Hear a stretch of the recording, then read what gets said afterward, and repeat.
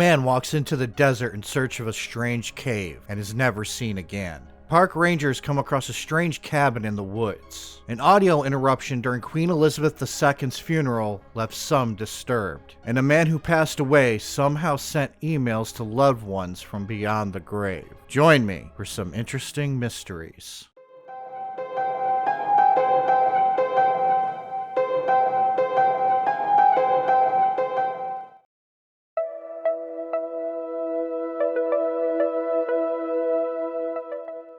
On September 8, 2022, Queen Elizabeth II passed away at age 96, marking the end of her long reign. As the UK mourned the loss of their queen, something very strange happened. On September 19, 2022, during the broadcast of her funeral procession airing on ITV, a disturbing voice could be heard whispering. Hijacking broadcasts are nothing new. There are famous cases such as the Max Headroom incident, the Montana television hijacking where an emergency broadcast system played warning people that the bodies of the dead are rising. These two I plan on covering for this series sometime soon, as well as others. But this one, it isn't known if it's an audio hijacking or the studio messing up, or where the audio came from. The funeral procession was aired all over the world. ITV itself was covering the procession and all seemed fine until towards the end. As the line of cars were coming closer and closer to Windsor Castle, that is when this happened. That death is irreversible, and the fact that she's trapped. As you can see,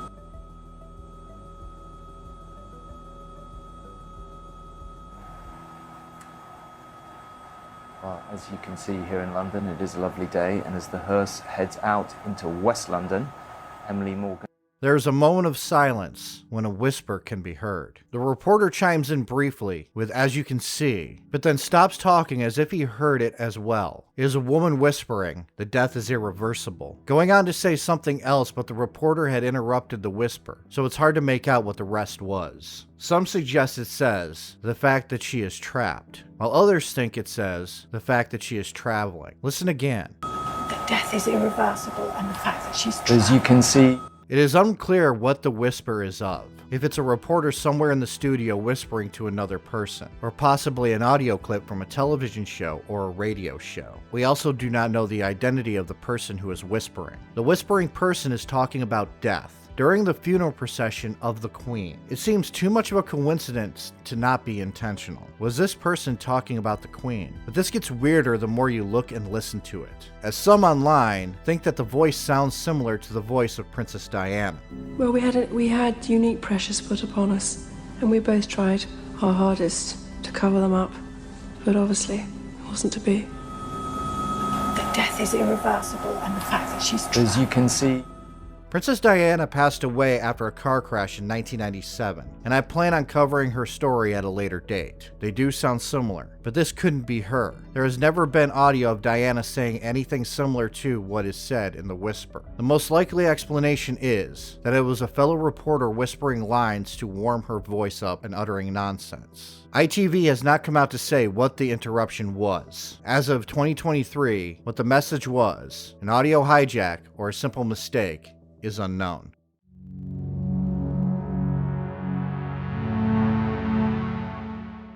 It is said that there's a cave somewhere in the Nevada desert, somewhere close to Area 51, shaped like a perfect M, where if you enter, your body begins to vibrate and you feel terror. This is according to one man named Kenny Veach, who would end up disappearing while trying to find the cave again. In 2014, a video was uploaded onto YouTube called "Son of an Area 51 Technician." Though now the comments are long gone due to the comments being disabled, there was one that was posted by a user called SnakeBitMcGee. Kenny, under this account, wrote a comment talking about how he was a long-distance hiker, and how one day, while hiking near Nellis Air Force Base, he discovered a hidden cave. He claimed that the cave was in the shape of a perfect capital M. He claimed that while attempting to enter the cave, he felt wrong. His body felt as though it was vibrating. It scared him and he decided to stay away from the cave. After sharing his story in this comment, he got replies of a skeptical nature. After too many skeptical inquiries, he responded that he would go back to the cave someday. And on October 18, 2014, he uploaded a video of his search for the cave. The video, M Cave Hike, is 21 minutes long, and it features his search for this cave, which he didn't find the cave, but did document wildlife and other interesting things in the video.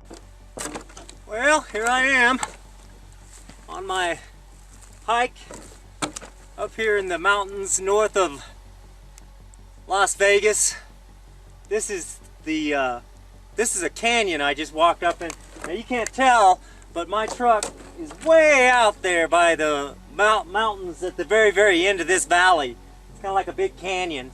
And I'm looking for a cave that I found, and I didn't have a sidearm when I was here before, and something about that cave just spooked me. Out of all the caves I've ever gone in, this one just made my body vibrate. The closer I got to it, the crazier my body felt, and I was like, all right, I'm not gonna go in there right now, but I'm coming back someday. And I talked to some people on YouTube, and I told them, hey, I'm coming out here, you know, because they kind of called my hand on it. So I don't know if there's going to be anything to it, but it might be interesting. If I can find it, I got to relocate it, and this is a big mountain range I'm in, and I'm on foot. You know, my truck's way out there. There's no roads, there's no trails. It's a pretty rough terrain. So hopefully I'll find it. It's shaped like a big M. It's a big cave that looks just like a gigantic M. And it's about as tall as I am and kind of narrow, and it's stuck on the side of a mountain, so I hope I can find it again. These, and they have just opened and dropped gigantic sweet pine nuts, or pinion nuts, whatever you want to call them, and they are all over the place, and they're so sweet and delicious. There's flies all over. And I'm getting worn out, but I've got a lot. I don't know, I think I got about 3 more miles to go. Whew, what a hike. It's disappointing I didn't find the cave, but I still like to hike. And I just came across this fellow. It's been a while since I saw one. It's a nice little Mojave Desert tortoise. He is definitely a desert tortoise. So I think he's acting like a rock, so I don't mess with him. But you're not supposed to mess with him, so I'm not going to touch him, but I will get over there and get close to him. Ouch! Oh, my legs. Worn out, let me tell you.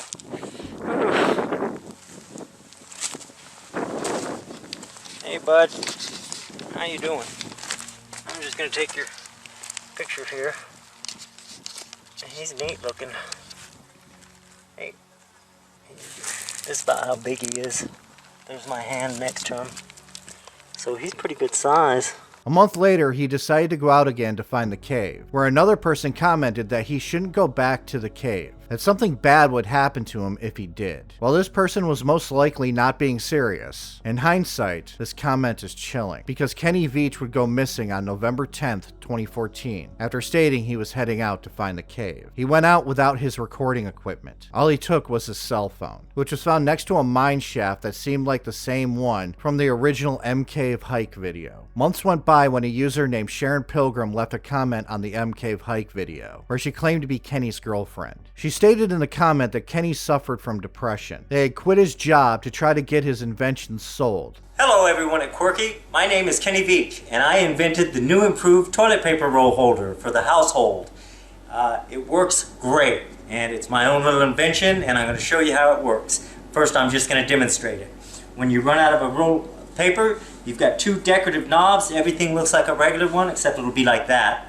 And then it runs out, you just pull that, put the other one in, and let go. And right now it's not precise because I used hand tools, but you get the picture. It works perfect, and it's beautiful, and that's it right there. That's the new improved toilet paper roll. And to try his hand at what he called cowboy interior design. He also told her that if he ever took his own life, that no one would find him. This user has been confirmed to be Kenny's girlfriend, as there are videos on her channel with him in them. But her comment doesn't mean that he had gone into the desert to take his own life. It is merely a theory. Another theory is he died of natural causes. He rarely brought any essentials on these hikes, and he claimed it took a toll on his body. He didn't prep in case he got lost in the vast deserts, taking no water or food. It is a possibility that he went into the desert, fell and hurt himself, or got lost and never came out. The last theory involves Area 51, also known as Nellis Air Force Base, a base so top secret that coming close to it is a death sentence. The U.S. Air Force is warning more than 1 million people not to try and raid Area 51. The Facebook page Storm Area 51 was actually started as a joke, but now officials are growing worried that people will start to follow through. Yeah, it was almost exactly 5 years ago. A tour bus carrying visitors to the edge of the top secret military base crossed that line. The I-Team's George Knapp put this story together then about how serious the military is about its boundary. In the 25 years since our reports first put the once unknown base on the map, tens of thousands of curious people have trekked out to the desert to take a peek. A few have tried to slip into the base and were quickly scooped up. People have been known to be shot at and arrested for coming close to the base. If the M Cave was close to Area 51, theory goes, maybe he was silenced because he saw something he wasn't supposed to see. These are the three main theories for what happened to Kenny Veach, a man who saw a cave with an entrance in the shape of a perfect M and never returned. Which of these theories do you think is more plausible? Share in the comments below.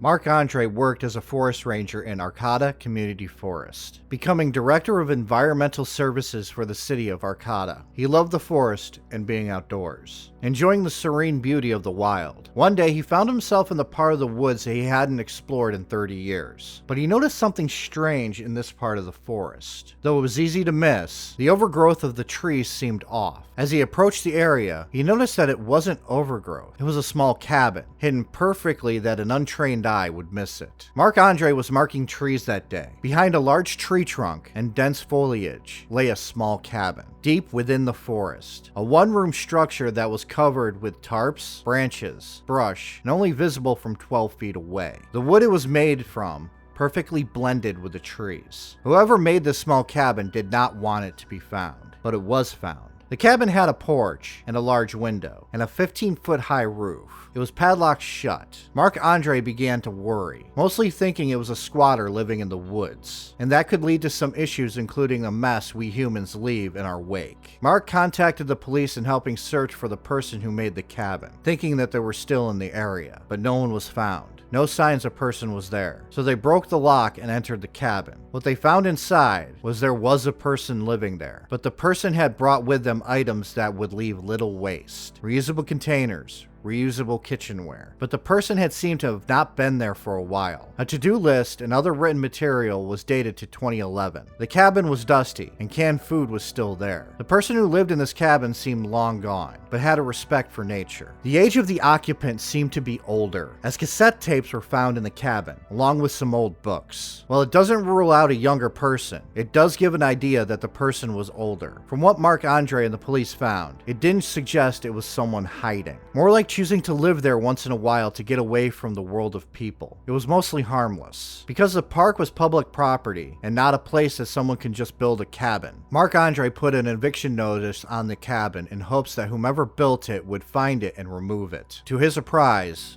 this happened. Days later, Marc-Andre and others he worked with came to the area to find the cabin wasn't there anymore. It had been deconstructed and moved, with nothing left, not even one nail. But there was one thing that was left. A symbol on the ground in charcoal, the International Squatter symbol. There was no evidence a truck or any vehicle had been in the area. Nothing was left, leading Marc-Andre to comment, it was the tidiest cleanup he had ever seen.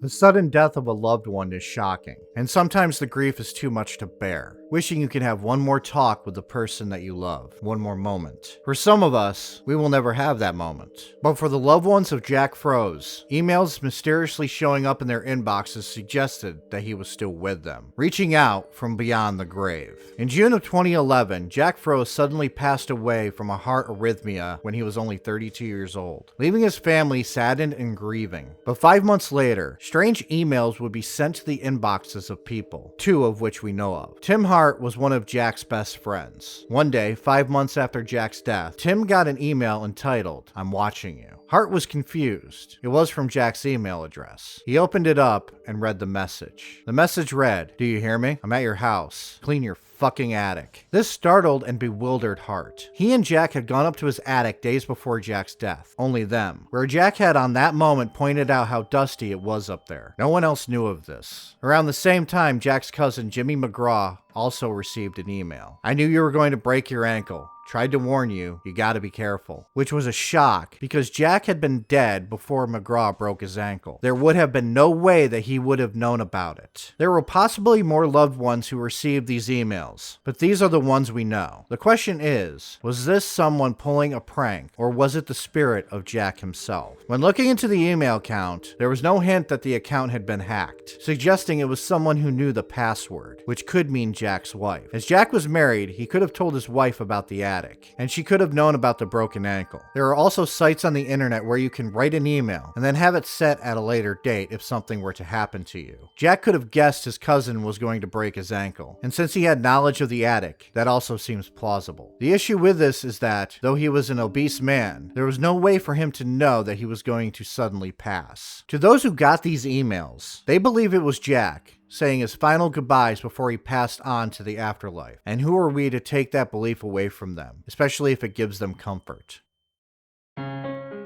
Thank you for joining me. If you have a theory on any of the mysteries discussed in this video, please leave a comment on this video. If you have a suggestion for a mystery that I should cover for some interesting mysteries, please leave a comment or join my Discord. I have a channel for suggestions there that I check every day.